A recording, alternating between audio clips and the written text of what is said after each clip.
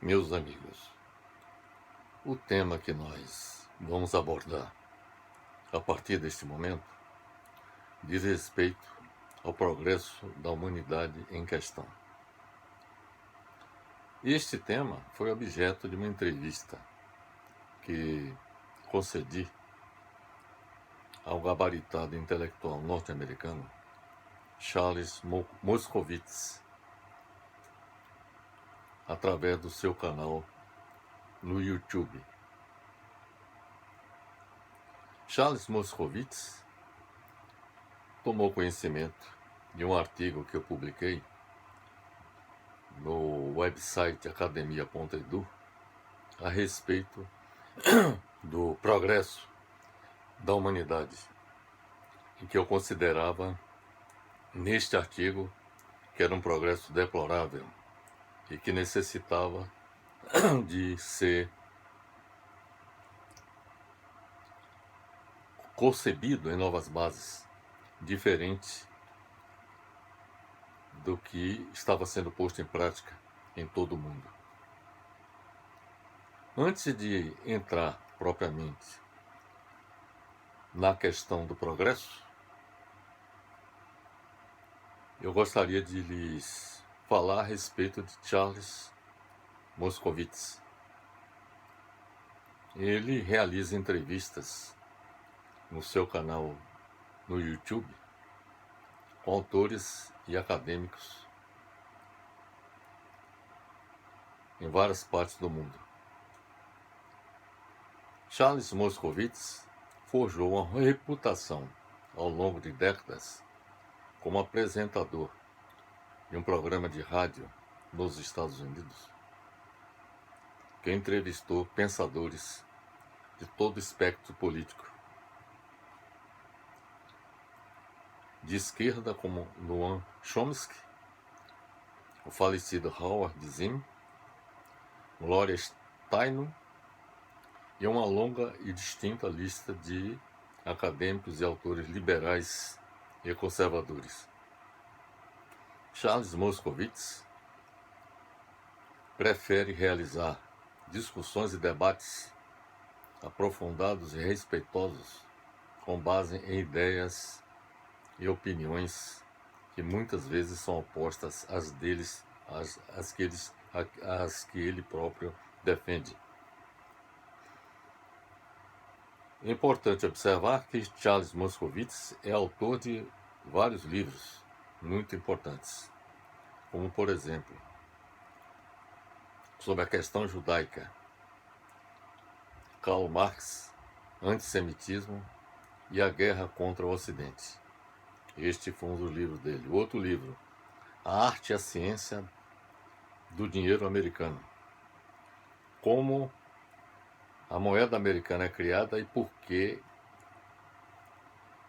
esta questão é importante. Um outro livro que ele escreveu tem o seguinte título: A Conexão Nazista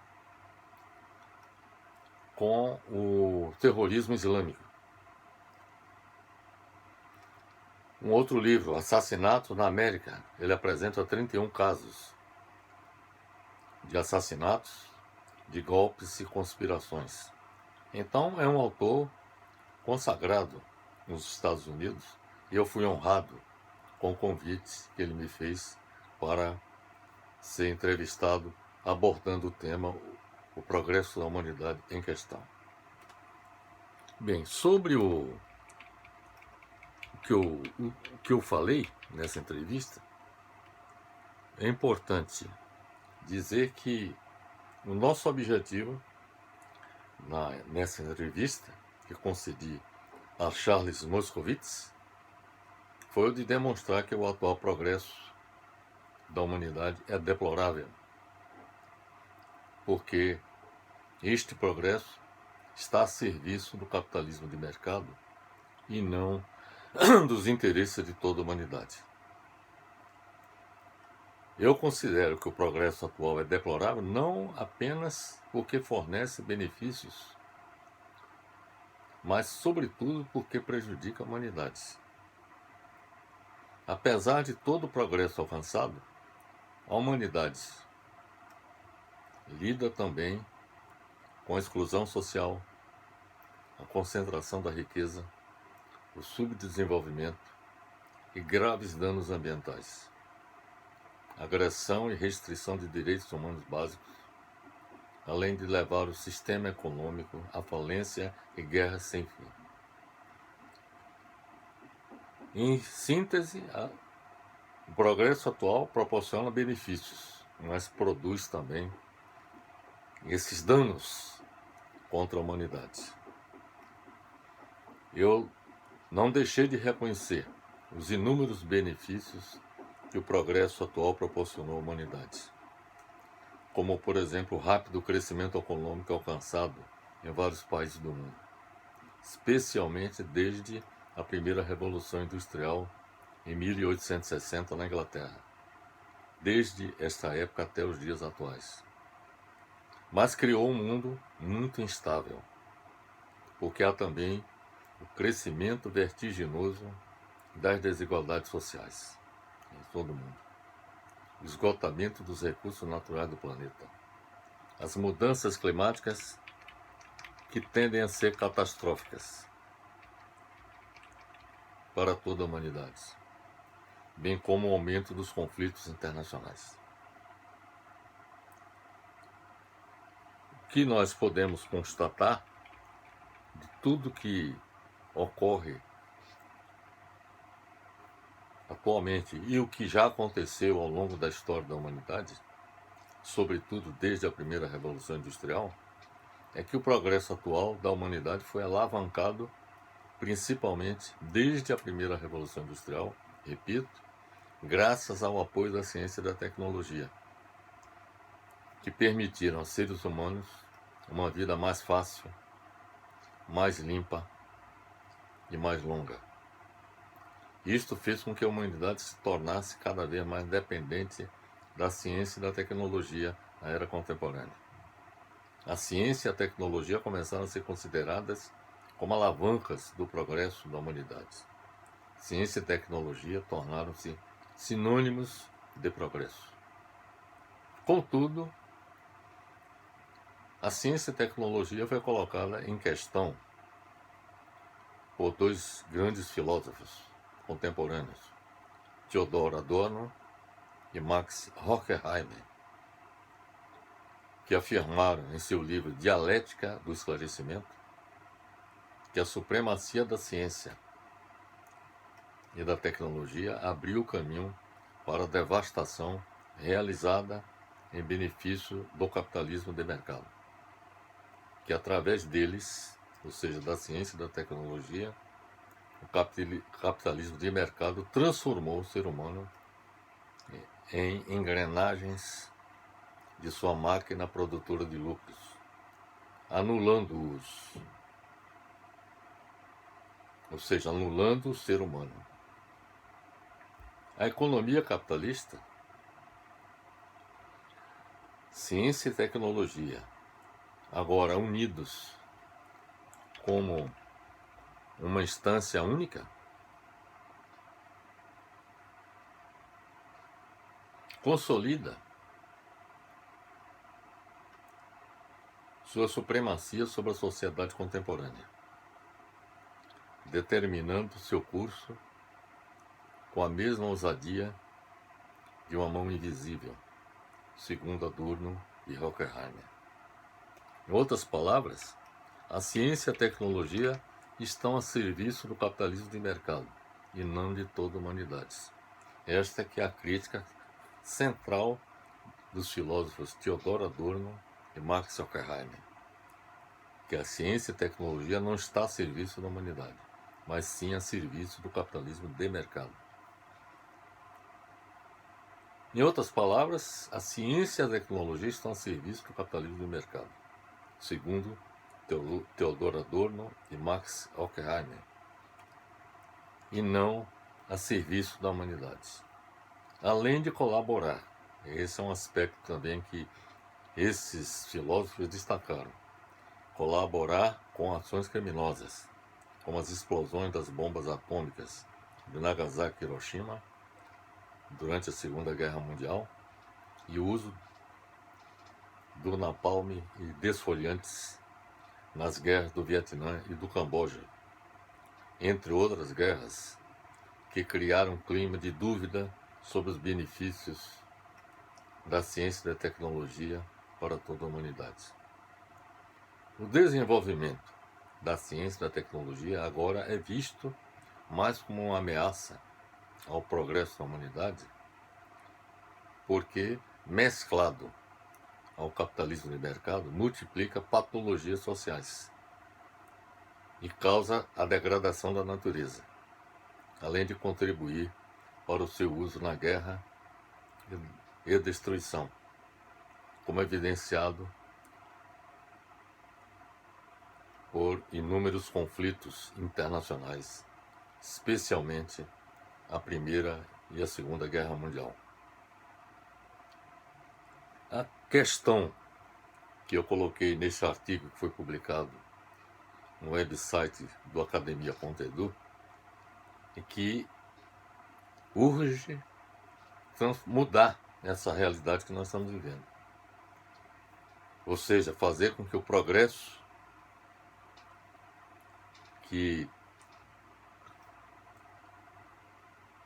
seja promovido no futuro seja um progresso que seja voltado para atender exatamente aos interesses de toda a humanidade, deixando de servir, como ocorre hoje, fundamentalmente aos interesses do capitalismo de mercado. Como transformar o atual progresso deplorável em um novo progresso, no qual a ciência e a tecnologia sejam usados em benefício de toda a humanidade? Eu considero que é necessário construir o progresso em 3 novas bases. Primeiro, é que o progresso econômico e social em cada país seja construído com o objetivo de eliminar ou reduzir as desigualdades sociais. Em outras palavras, para que nós possamos realmente considerar que há progresso, é necessário que em cada país do mundo o progresso econômico e social se realize. E nesse sentido é preciso eliminar ou reduzir as desigualdades sociais. O segundo, a segunda dessas 3 novas bases do progresso seria o progresso nas relações internacionais. Nesse sentido, seria necessário que seja eliminado o caos na economia mundial, como ocorre atualmente, que opera sem nenhum mecanismo de controle e regulação, garantir a paz mundial e obter também o ordenamento do meio ambiente do planeta.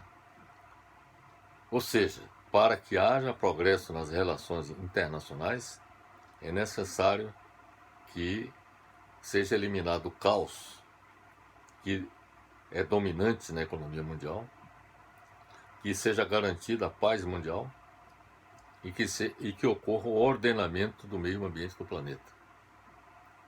E o terceiro, a terceira nova base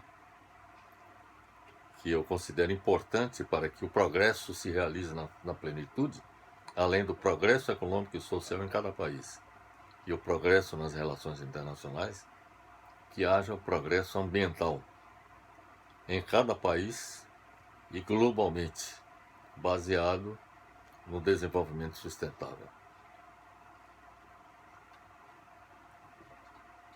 Agora nós vamos dizer exatamente o que precisaria ser feito para que essas 3 novas bases sejam construídas.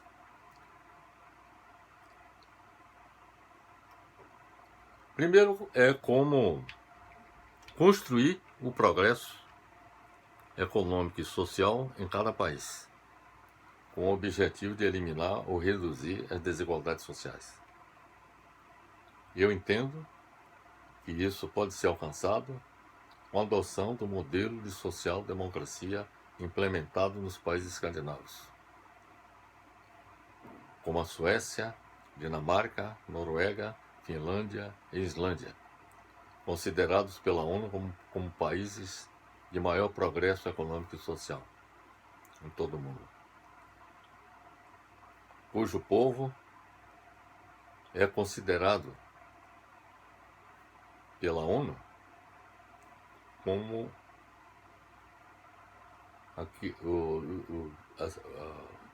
os mais felizes do planeta. E isso está exposto no relatório mundial da felicidade da ONU, o World Happiness Report de 2019. O modelo escandinavo de social-democracia pode ser descrito como um meio termo entre capitalismo e socialismo. Não é inteiramente capitalista, nem totalmente socialista, mas a tentativa de mesclar os elementos mais desejáveis de ambos os sistemas em um sistema híbrido. A razão pela qual entendemos que esse seria o modelo ideal de sociedade que deveríamos construir se baseia exatamente nos resultados.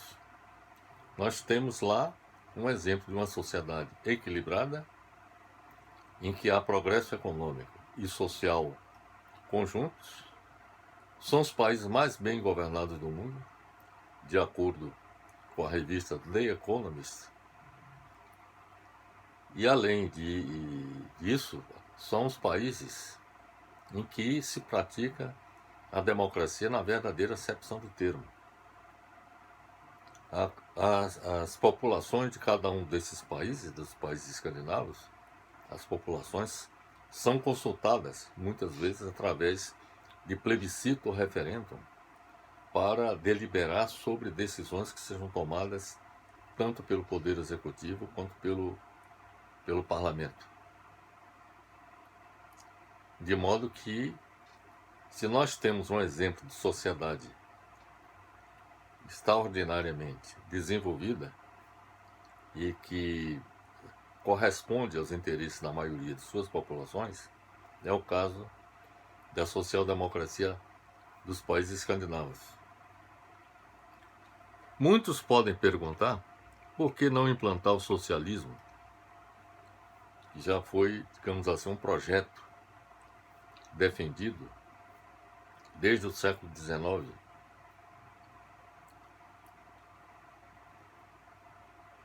Até o fim da União Soviética, como um projeto de sociedade ideal, que permitiria liquidar com os problemas gerados pelo capitalismo.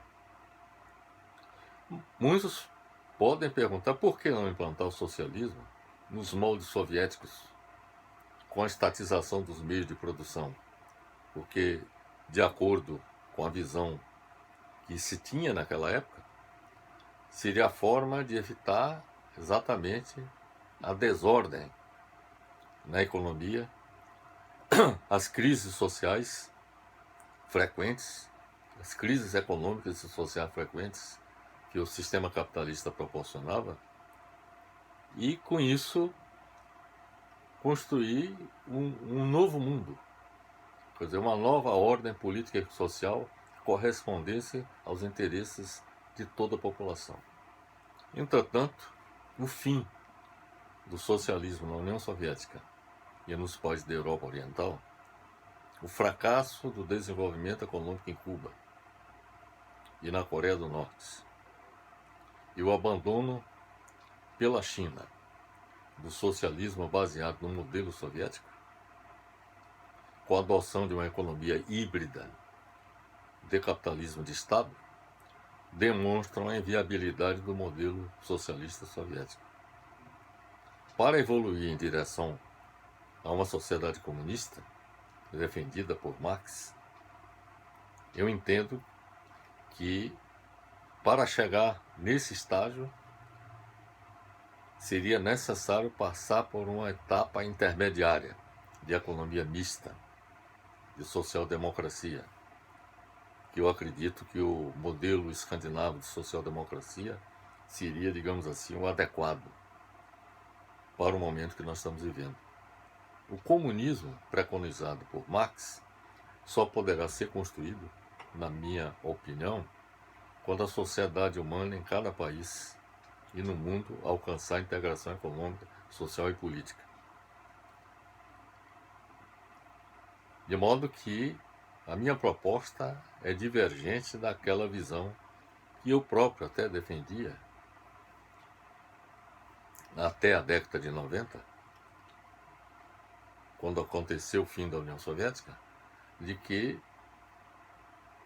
o projeto de sociedades ideal seria o socialismo, mas é importante que se faça uma análise crítica de todo o processo que aconteceu.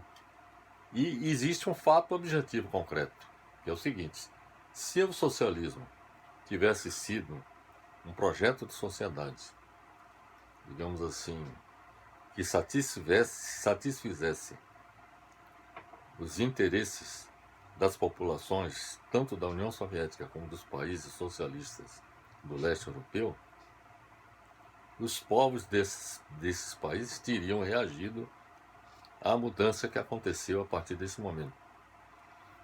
O fracasso do socialismo, tanto na União Soviética quanto nos países do leste europeu, quanto na China, isso resultou na reintrodução do capitalismo em cada um desses países.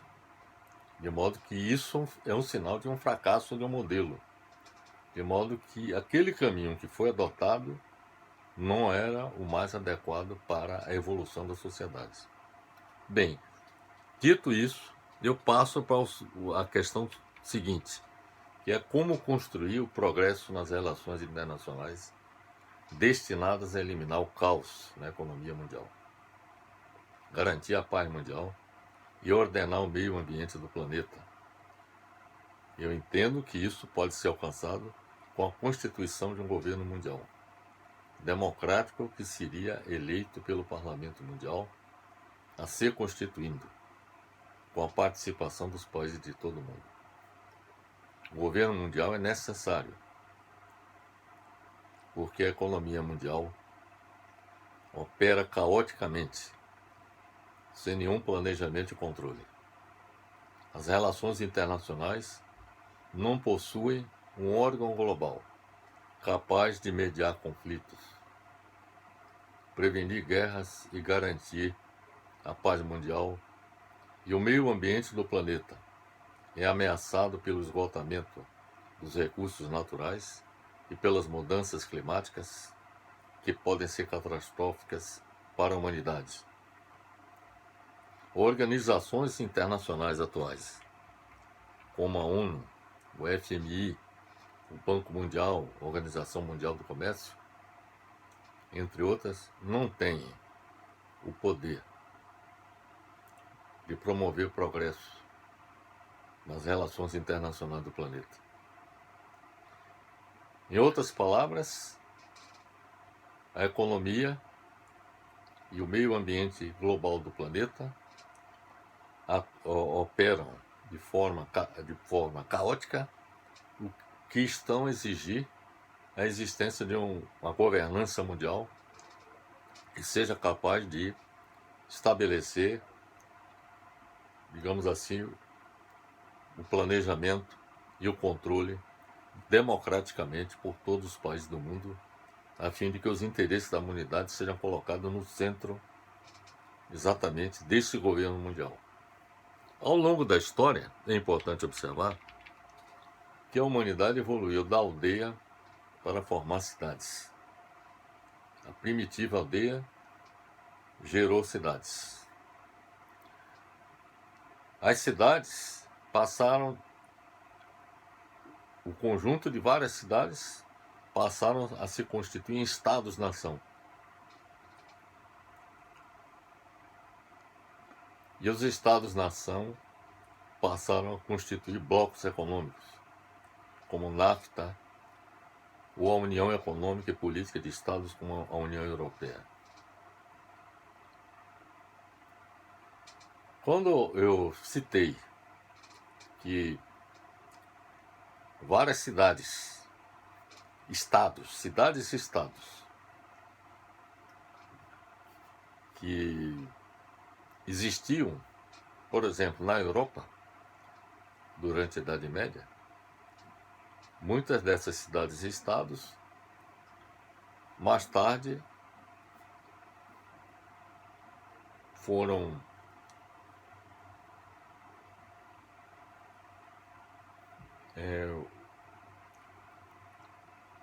incorporadas por estados-nações. Para exemplificar, nós temos que em 1870, por exemplo, as cidades-estados existentes na Itália, como Veneza, Florença, Milão, Nápoles, essas cidades-estados que operavam de forma independente umas em relação às outras, passaram a compor o que se chama hoje a Itália. Em 1870 aconteceu isso. A mesma coisa aconteceu com a Alemanha, quando várias cidades que compunham a Alemanha, o que é hoje a Alemanha, e que atuavam de forma autônoma, independente, passaram a compor o que é hoje considerado o Estado alemão. Então houve uma evolução da aldeia para as cidades, e as cidades, o conjunto de cidades, passaram a compor estados-nações. Os estados-nações, modernamente, no século XX, passaram a constituir inicialmente blocos econômicos. E houve, digamos assim, uma evolução ainda maior quando países europeus, 12 países europeus na Europa Ocidental, passaram a constituir o que foi denominado de União Europeia, que passou a se constituir em uma união econômica e política de Estados. Eu entendo que a humanidade alcançará seu estágio mais alto de desenvolvimento quando houver uma verdadeira integração econômica, política e social no nível planetário.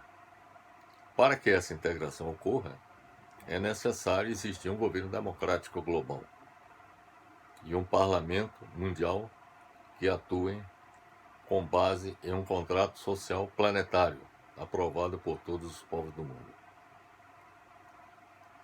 Então, a solução para fazer frente à questão, para obter, digo melhor, o progresso nas relações internacionais, para eliminar o caos na economia, garantir a paz mundial e ordenar o meio ambiente do planeta, é necessária a existência de um governo mundial e também de um parlamento mundial em que estejam representados todos os países do mundo.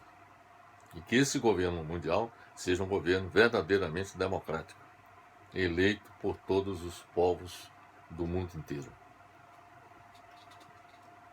O progresso ambiental, que é a terceira nova base, que garantiria, digamos assim, um novo progresso para a humanidade. O progresso ambiental, repito, em cada país e globalmente baseado no desenvolvimento sustentável, é absolutamente necessário, porque o atual modelo de desenvolvimento é responsável pelo esgotamento dos recursos naturais do planeta.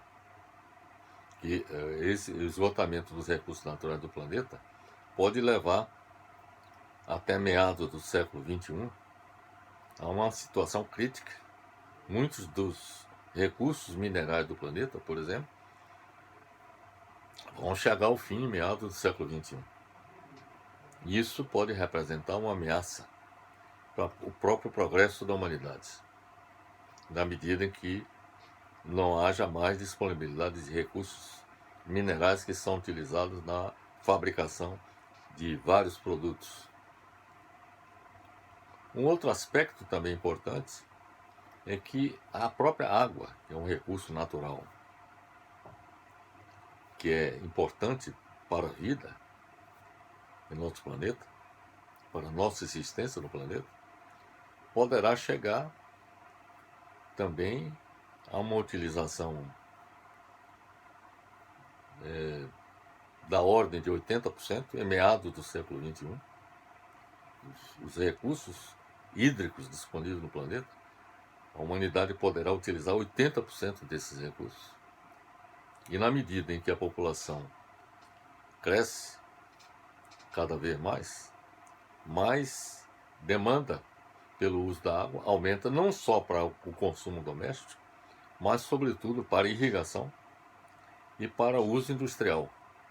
Então, a própria água, por exemplo, é um recurso que pode ser ameaçado do ponto de vista da disponibilidade.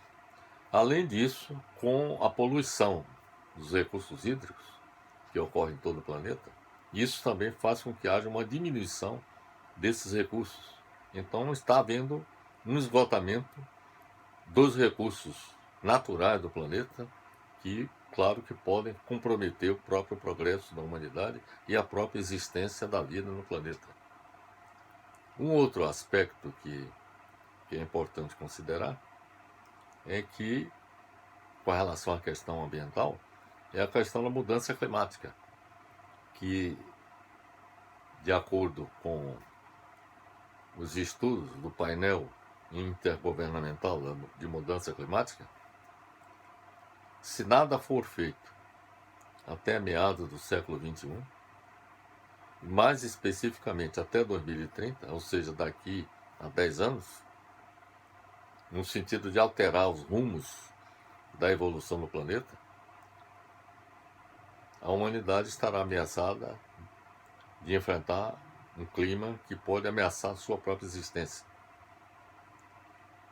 devido exatamente à emissão de gases de efeito estufa, ao aquecimento global, que pode provocar elevação do nível dos mares, o degelo das calotas polares, das cordilheiras, e com isso contribuir para a elevação do nível dos mares, e evidentemente que isso é uma ameaça concreta para a humanidade.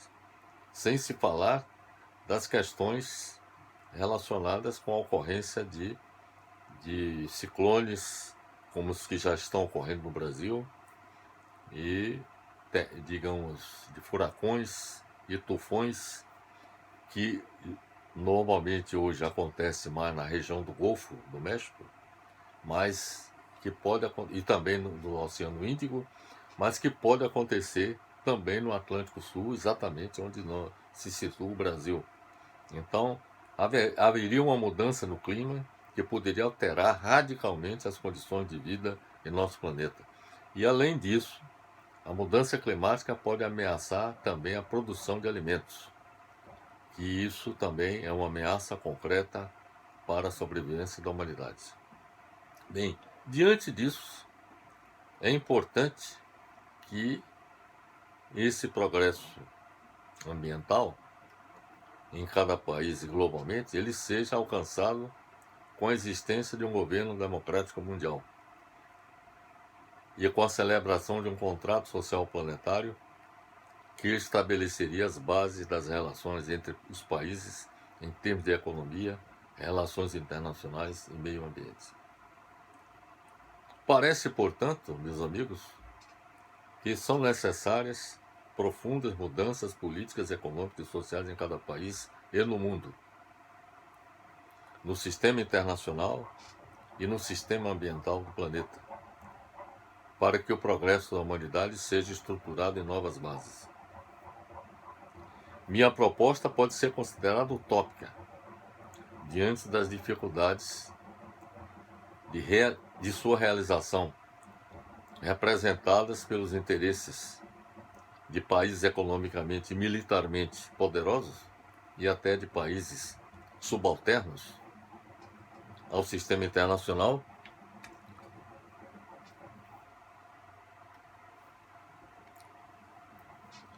que não renunciariam à sua soberania. Quer dizer, existe uma resistência muito grande à ideia da existência de um governo mundial, porque a visão que se tem é de que os países perderiam a sua soberania, deixariam de decidir sobre o seu próprio destino, quando na realidade isso é uma falsa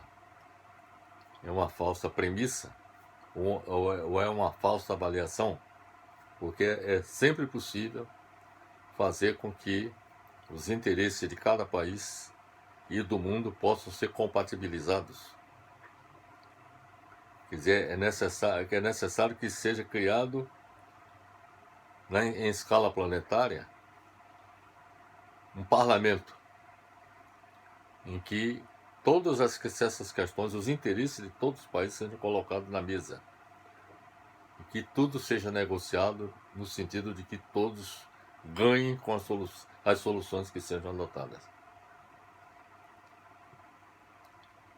De modo que essa hipótese de que os países perderiam a sua soberania, não haveria, digamos assim, uma soberania compartilhada em um nível mais alto, em que a soberania de cada país seria colocada, os interesses de cada país, digo melhor, seria colocada na mesa, e esses interesses seriam devidamente considerados ao adotar soluções globais que sejam consideradas.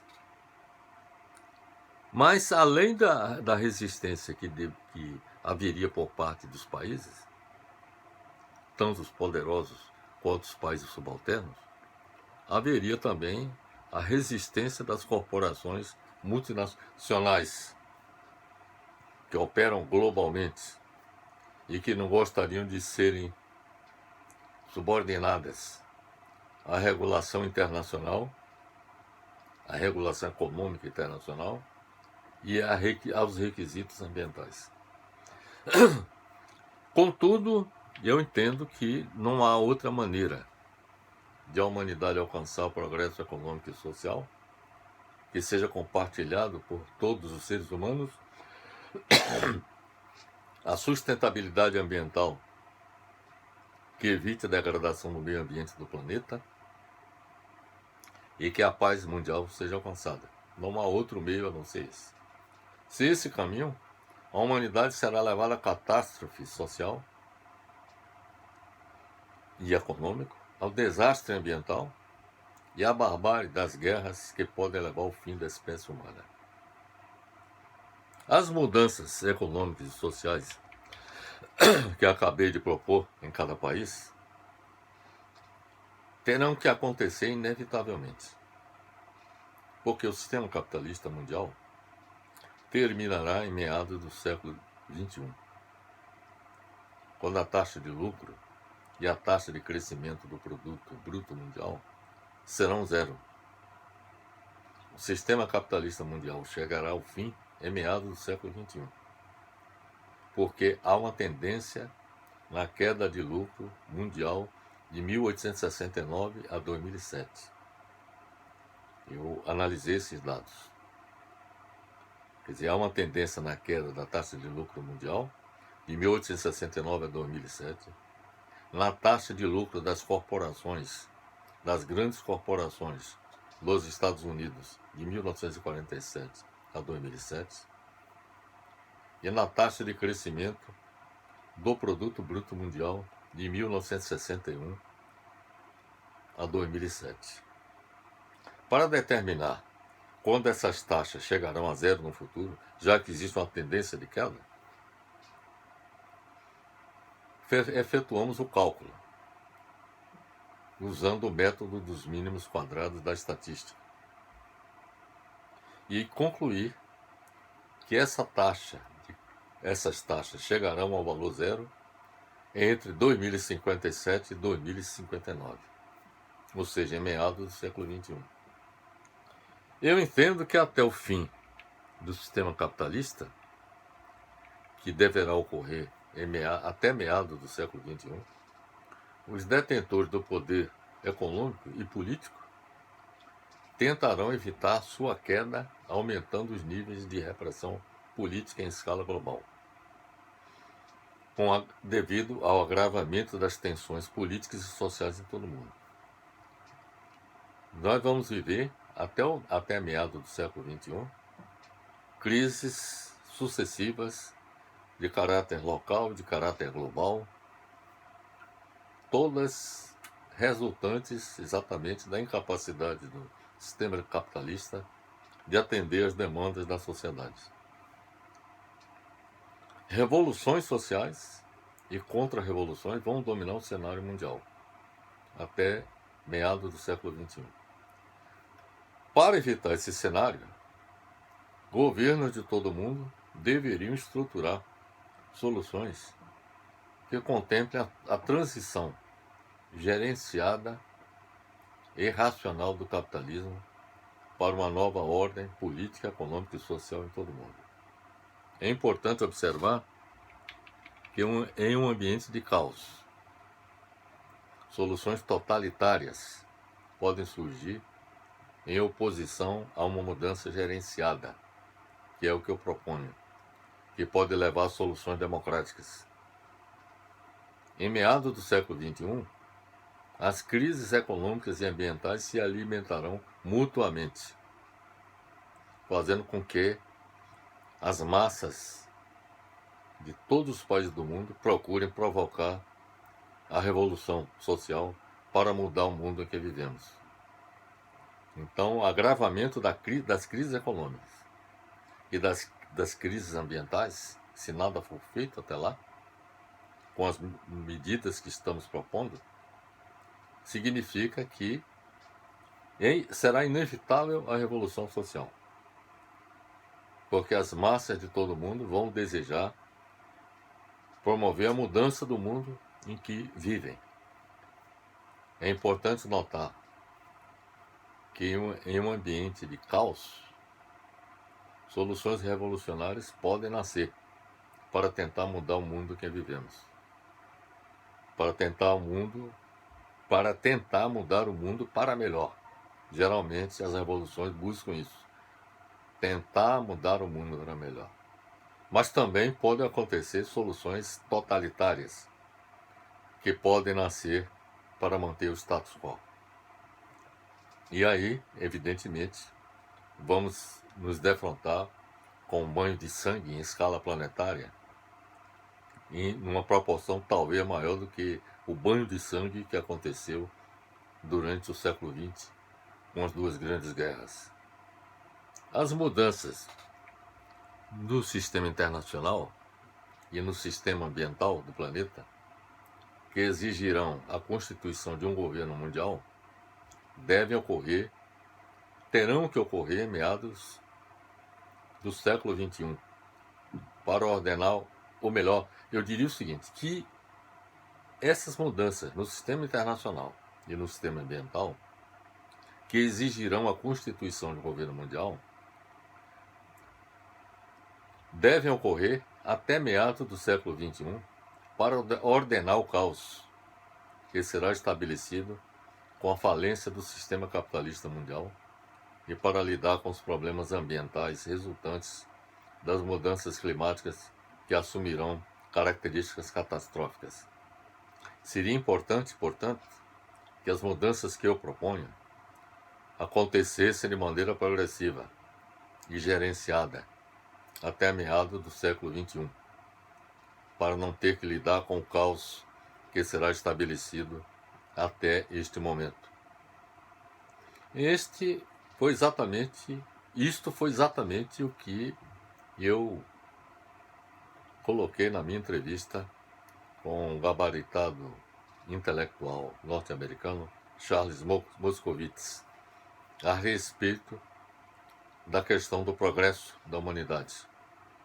Dá para perceber, pelo que eu expus, que eu estou propondo uma mudança profunda na sociedade, em cada país e no plano internacional, a fim de que as condições econômicas, políticas e sociais em cada país sejam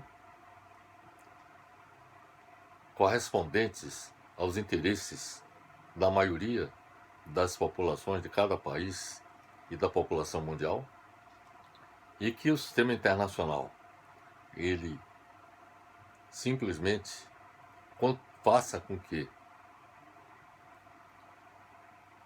as guerras desapareçam no planeta e que o meio ambiente do planeta também não seja ameaçado pelo esgotamento dos recursos naturais e pela mudança climática. Para que tudo isso aconteça, é necessário que em cada país seja implantada a social-democracia nos moldes escandinavos. E na escala planetária, um governo mundial que seja estruturado com base em um contrato social planetário que corresponda aos supremos interesses da humanidade. Então, é esta a mensagem que eu trago para todos vocês, e isto foi o que eu deixei bem claro na minha entrevista com o intelectual norte-americano Charles Moscovitz. Um grande abraço e até a próxima oportunidade.